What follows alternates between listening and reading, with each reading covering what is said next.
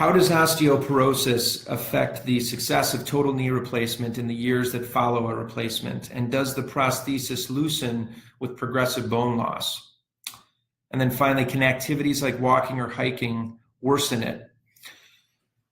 So that's a good question. Osteoporosis is a challenge to manage. And after a knee replacement, the question of whether the prosthesis loosens with progressive bone loss. So osteoporosis changes the microarchitecture of the bone.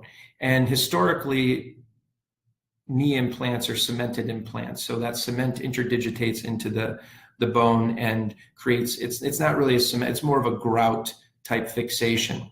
And so as that deteriorates, is there concern that you could have issues with loosening? The answer is yes.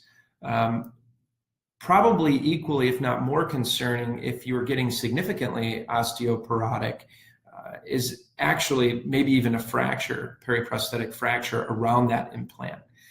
But really, in either situation, during evaluation, if we see someone who comes in and we're noticing that there's a big decrease, even on the x-ray, which is what we get, in bone density, and we're concerned about advancing osteoporosis, I think it's critical to engage our internal medicine colleagues and endocrinology in many cases to really understand why we're seeing this. And is it a vitamin deficiency, calcium deficiency? Is it some sort of activity-related process, or is it something more? Is it related to the parathyroid hormone?